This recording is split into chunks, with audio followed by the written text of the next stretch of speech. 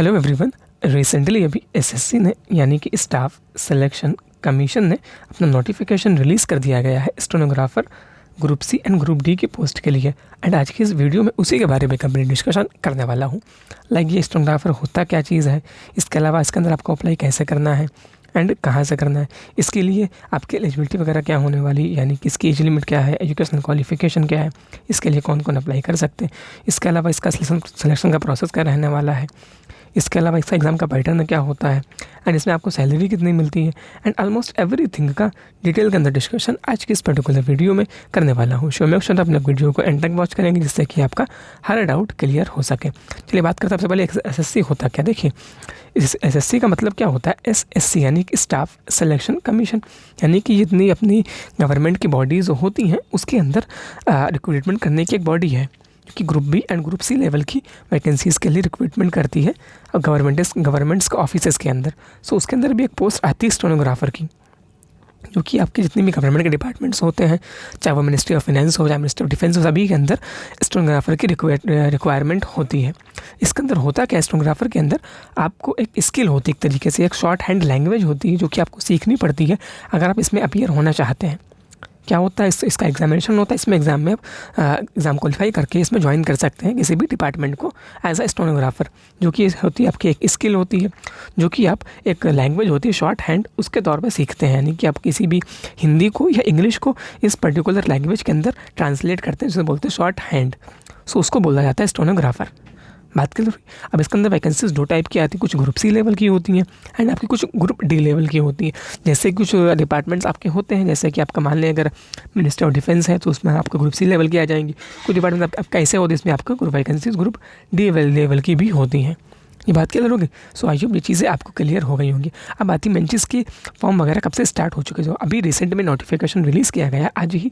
सो जो इसके जो फॉर्म फिलिंग है वो आपके आज से स्टार्ट हो चुके हैं, जो कि 20 अगस्त 2022 इसका फॉर्म फिलिंग आज से स्टार्ट हो चुके हैं। एंड आपको जो लास्ट डेट होने वाली है वो आपकी 5 सितंबर 2022 होने वाला है। अगर इसमें इंटरेस्टेड है तो आपको 5 सितंबर 2022 से पहले फॉर्म को ऑनलाइन फिल करना पड़ेगा। आपका जो एग्जामिनेशन होगा, आपका एग्जामिनेशन जो कंप्यूटर बेस्ड टेस्ट होगा जो कि आपका नवंबर 2022 में शेड्यूल्ड किया गया है। इसे बोलते हैं हम CBE, यानी कि कंप्यूटर बेस्ड एग्जामिनेशन आपका नवंबर 2022 में होने वाला है। बात कर लोगे। अब आती मेन चीज़ आपको इसके अंदर अप्लाई कैसे करना है। सो आपको अप्लाई करने के लिए आना पड़ेगा इनकी ऑफिशियल वेबसाइट के ऊपर, जो कि है ssc.nic.in। ये है इनकी ऑफिशियल वेबसाइट। इसके ऊपर जाकर आप इजीली ऑनलाइन अप्लाई कर पाएंगे। आपको इसके अंदर ऑनलाइन अप्लाई करना है। अब बात करें इसके अंदर टोटल वैकेंसीज कितनी होने वाली है। सो आपकी वैकेंसीज रिलीज़ नहीं की गई हैं कि टोटल कितनी वैकेंसीज होती हैं, क्योंकि एसएससी नॉर्मली वैकेंसीज रिलीज़ नहीं करता है, जो कि आपको बाद में पता चलेंगी जब लास्ट प्रोसेस के टाइम पे। ये चीज़ आपको अब आती मेन चीज़ इसके अंदर एलिजिबिलिटी वगैरह क्या होने वाली है, यानी कि इसके अंदर एज लिमिट क्या है, एजुकेशनल क्वालिफिकेशन क्या है, यानी कौन लोग इसमें अप्लाई कर सकते हैं। देखिए अगर बात करें अगर एज लिमिट की, सो आपकी जो एज लिमिट होनी चाहिए अगर आप स्टेनोग्राफर ग्रुप सी की पोस्ट के लिए अप्लाई करना चाहते हैं, तो उसके लिए आपकी जो एज लिमिट है वो 18 से लेकर 30 साल तक होनी चाहिए। एंड आपको जो एज काउंट होगी वो 1 जनवरी 2022 से काउंट होगी, यानी अगर आप 1 जनवरी 2022 से 18 साल के हो चुके हैं या 30 साल से कम है तभी आप इस पोस्ट के लिए अप्लाई कर पाएंगे। किसके लिए, स्टेनोग्राफर की ग्रुप सी के लिए। इसके अलावा अगर बात करना चाहें स्टेनोग्राफर की ग्रुप डी के लिए, सो उसके लिए आपकी जो एज लिमिट होनी चाहिए वही आपकी 18 से लेकर 27 साल तक होनी चाहिए। एंड आपकी अगेन वही चीज़, आपकी जो एज लिमिट काउंट होगी वो 1 जनवरी 2022 से काउंट होगी। अगर बात करें DOB के टर्म के अंदर बात की जाए, तो आपकी जो डेट ऑफ बर्थ है वो 2 जनवरी 1995 से लेकर 1 जनवरी 2004 के बीच में अगर आपकी डेट ऑफ बर्थ आ रही है तब आप स्टेनोग्राफर की ग्रुप डी की पोस्ट के लिए अप्लाई कर पाएंगे। वहीं DOB की टर्म बात करके ग्रुप सी के लिए, अगर आप ग्रुप सी के अंदर अप्लाई करना चाहते हो तो आपको डेट ऑफ बर्थ है जो 2 जनवरी 1992 से लेके 1 जनवरी 2004 के बीच में आपकी डेट ऑफ बर्थ आनी चाहिए, तभी आप इसके लिए एलिजिबल होने वाले हैं। बात क्लियर हो गई। चलिए अब इसके अलावा होता क्या है, SC/ST वालों को एज के अंदर रिजर्वेशन मिलती है एंड OBC वालों को भी एज के अंदर छूट मिलती है।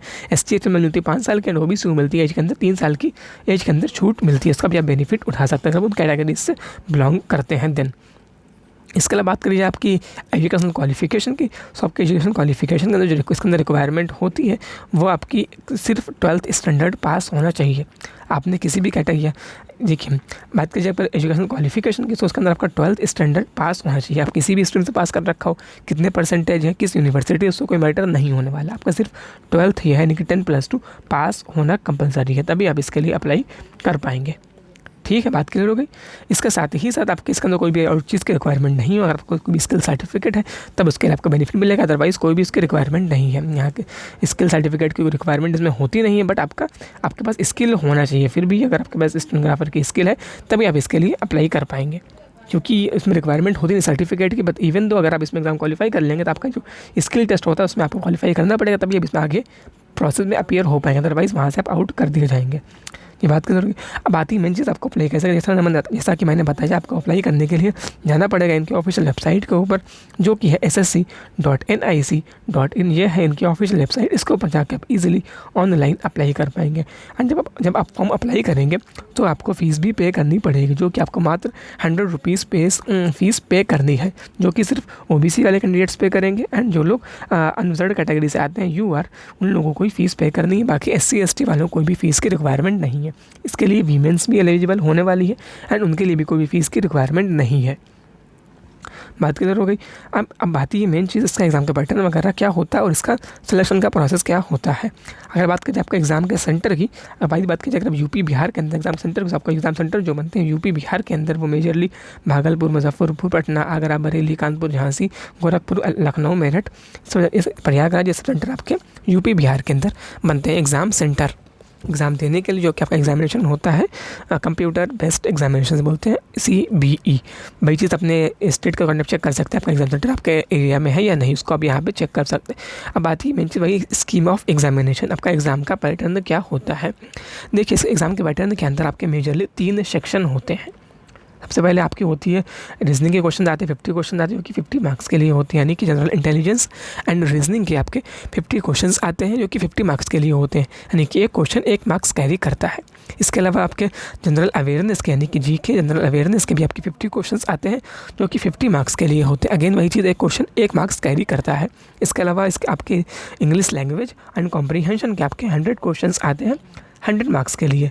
सो इस तरीके से आपका टोटल 200 क्वेश्चन आते हैं और 200 मार्क्स का आपका एग्जामिनेशन होता है। और आपको जो टाइम मिलता है वो आपका 2 घंटे का टाइम मिलता है। 2 घंटे के अंदर आपको 200 क्वेश्चन सॉल्व करने पड़ते हैं, जो कि आपके मल्टीपल चॉइस क्वेश्चंस होते हैं, यानी कि MCQ बेस्ड होते हैं, यानी कि इसमें आपको एक ऑप्शन चूज़ करना पड़ता है और आगे बढ़ना पड़ता है। एंड आपकी एग्ज़ाम की लैंग्वेज होती है वो हिंदी एंड इंग्लिश दोनों होती है। इसमें आप कंफर्टेबल हो उसको चूज़ कर सकते हैं, हिंदी को या इंग्लिश को। एंड इसके अलावा मेन चीज़ इसके अंदर आपकी नेगेटिव मार्किंग भी होती है, जो कि आपकी 1/4 मार्क्स, यानी कि 0.25 मार्क्स की आपके इसके अंदर नेगेटिव मार्किंग भी होती है। बात क्लियर हो गई। एंड इसके अंदर मेन चीज़ क्या होती है, आपके इसके अंदर मैथ्स नहीं पूछी जाती है। जैसा कि आपने देखा है, सिर्फ रीजनिंग पूछी जाएगी, GK पूछी जाएगी, आपको इंग्लिश पूछी जाएगी, बट आपके मैथमेटिक्स कोई भी इसके अंदर रिक्वायरमेंट नहीं होती, मैथमेटिक्स के अंदर नहीं पूछी जाती है। अगर आपकी मैथमेटिक्स वीक है तो आप इसके लिए अप्लाई कर सकते हैं ईजिली। बात क्लियर हो गई। चलिए अब बात करते हैं इसके अलावा इसका सिलेक्शन प्रोसेस क्या होता है। देखिए, अब यहाँ पे देखिए, यहाँ पे लिखा हुआ है आपका एग्ज़ाम का जो पैटर्न बता दी, जो आपका एग्ज़ाम का सिलेबस होता है वो भी यहाँ चीज़ें मेंशन की, क्या उसको भी आप यहाँ पे रीड कर सकते हैं।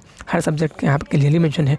अब बात आती है मेन चीज़, आपका इस सिलेक्शन प्रोसेस क्या होता है। देखिए, सबसे पहले आपको फॉर्म अप्लाई करना पड़ेगा, उसके बाद आपका होगा कंप्यूटर बेस्ड एग्जामिनेशन होगा, इसको आपको क्वालिफाई करना पड़ेगा। कंप्यूटर बेस्ड एग्जामिनेशन क्वालिफाई कर लेंगे, देन आपकी होगी स्टेज 2, जो कि होता है आपका स्किल टेस्ट। स्किल टेस्ट में होता क्या, जिस आपका जो स्टेनोग्राफर की जो स्किल होती है शॉर्ट हैंड, उसका आपको टेस्ट देना पड़ता है। अगर उसको भी क्वालिफाई कर लेंगे देन आप इसमें इजीली ज्वाइनिंग दीजिएगा। देन आपकी आती है मेरिट लिस्ट, अगर आपका नाम उसके अंदर होता है देन आप इसमें इजीली ज्वाइनिंग ले लेते हैं। इसका पूरा सिलेक्शन का प्रोसेस होता है।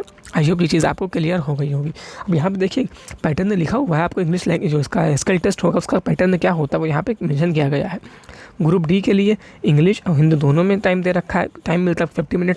आपको पर्टिकुलर पैराग्राफ दिया जाता है, उस पैराग्राफ को आपको शॉर्ट हैंड के अंदर ट्रांसलेट करना पड़ता है, जो कि टाइम मिलता है आपको 50 मिनट मिलता है। इंग्लिश के लिए अगर आप इंग्लिश को चूज़ करेंगे तो आपको टाइम मिलेगा 50 मिनट। अगर आप हिंदी चूज़ करेंगे तो आपको टाइम मिलेगा 65 मिनट टाइम मिलता है इंग्लिश को चूज़ करने के, हिंदी वालों के लिए। ग्रुप डी के अंदर। वही बात करें ग्रुप सी के लिए, तो ग्रुप सी के अंदर आपको टाइम मिलता है इंग्लिश के लिए ट्रांसलेट करने का, वो मिलता है 40 मिनट। वहीं बात करें हिंदी के लिए, तो आपको टाइम मिलता है आपको 55 मिनट का टाइम मिलता है, यानी कि आपको एक पर्टिकुलर पैराग्राफ दिया जाता है, उस पर्टिकुलर पैराग्राफ को आपको ट्रांसलेट करना पड़ता है शॉर्ट हैंड के लिए, तो उसको टाइम मिल जो दिया जाता है उसके लिए आपको कितना टाइम दिया जाता है ग्रुप सी के एंड ग्रुप डी के लिए। बात क्लियर होगी। आई होप अब आपको हर चीज़ क्लियर हो गई होगी एंड आपके मन में जो डाउट्स है वो डाउट्स पे सारे क्लियर हो गए। अब बात करते हैं इसके अलावा आपके डॉक्यूमेंट्स की क्या क्या रिक्वायरमेंट है। सब डॉक्यूमेंट्स सबसे पहले करना कि आपको अपना आईडी प्रूफ की रिक्वायरमेंट होगी, आपकी आईडी प्रूफ की रिक्वायरमेंट होने वाली है, जो कि आपका आधार कार्ड हो जाएगा या तो फिर आपका पैन कार्ड जो आपके पास अवेलेबल है उसको आप लगवा सकते हैं। इसके अलावा आपकी 10th की मार्कशीट लगने वाली है, आपको 12th की मार्कशीट की भी रिक्वायरमेंट होने वाली है। अगर आप ओबीसी, एससी या एसटी कैटेगरी से बिलोंग करते हैं आपका कास्ट सर्टिफिकेट भी लगने वाला है। सो अगर आपके पास डॉक्यूमेंट्स आ रहे हैं देन आप इसके लिए ईजिली एलिजिबल होने वाले हैं। इसके बाद आपका डॉक्यूमेंट वेरिफिकेशन होता है, उसमें आप क्वालिफाई कर लेते हैं, आपका सीधे इसमें ईजिली ज्वाइनिंग ले लेते हैं। सो आई होप मैंने आपको हर चीज़ क्लियर कर दिया, आपको इसमें एग्जाम क्वालिफाई करने के बाद ही बाकी सारे टेस्ट में अपीयर हो पाएंगे। ठीक, अब आती मेन चीज़, आपको इसके लिए प्रिपरेशन कैसे करनी चाहिए। देखो अगर आप प्रिपरेशन करना चाहते हैं